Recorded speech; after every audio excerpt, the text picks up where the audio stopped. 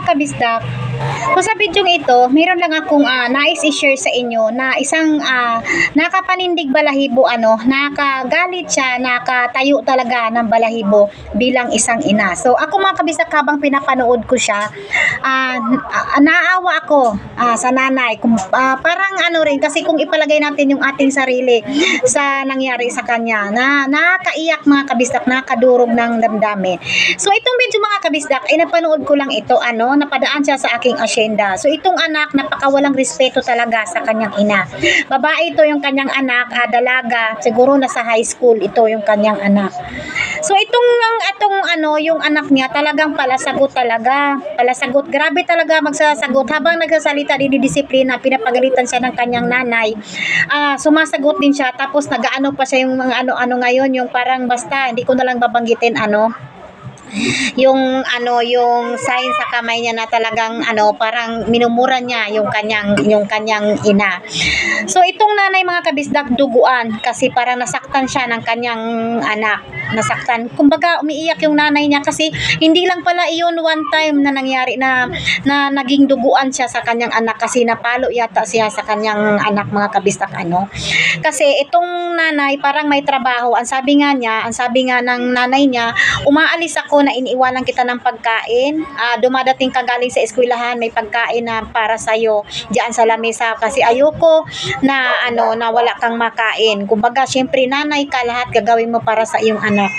Kaya lang itong anak talagang napakaswail. Pag dumadating yung nanay niya, wala siya.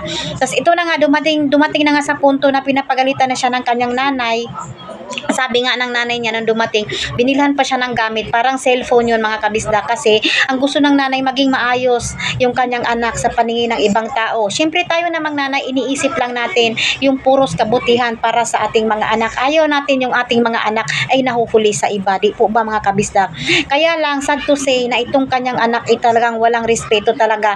Habang siya pinapagalitan siya ng kanyang ina, kumuha rin ng pamalo yung bata, yung dalaga niyang anak. At iyon nga, nagsagupaan nga sila. Tapos yung nanay niya umiiyak kasi hindi lang talaga pala isang beses na nangyari sa kanya. So mga kabisdak, talaga palang may mga anak na ganun iyon ang pinakamasakit sa bilang ina, na sagot-sagutin ka na lang ng iyong mga anak.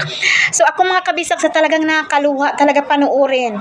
Kasi nanay din tayo, nakaka-relate tayo dito, diba? Yung sagot-sagutin na lang tayo ng ating mga anak kasi malaki na sila, diba?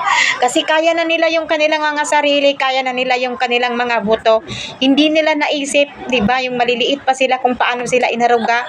Tapos ngayong malaki na sila, ganun na lang sumagot-sagot. Walang ibang pinakamasakit mga kabistak, yung marinig mong sinasagot-sagot ka ng iyong mga anak. So, iyon lang mga kabisdak. Sana mapanoodin nyo itong video to. At para naman sa mga anak, wag naman kayong ganyan sa inyong mga magulang kasi hindi kayo magiging ganyan kung hindi dahil sa inyong mga magulang. Napakasakit lang talagang isipin na may mga anak talagang ganun na walang respeto sa kanilang mga magulang. Na pinapaaral lang sila, ang hangad lang ng kanilang mga magulang ay puro kabutihan para paglaki nila meron silang magandang harapin na hindi po mapariwara ang kanilang mga buhay.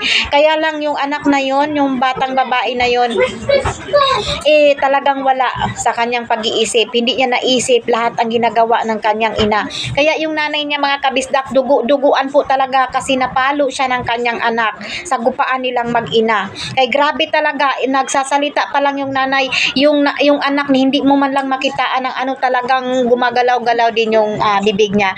So ayan lang mga kabisdak, kasi pati ako nagiging emotional, nakakaiyak din talaga kasi nanay din po tayo, nakaka-relate tayo sa ganong mga pangyayari. So ayan mga kabisdak, salamat sa inyong panonood. Thank you.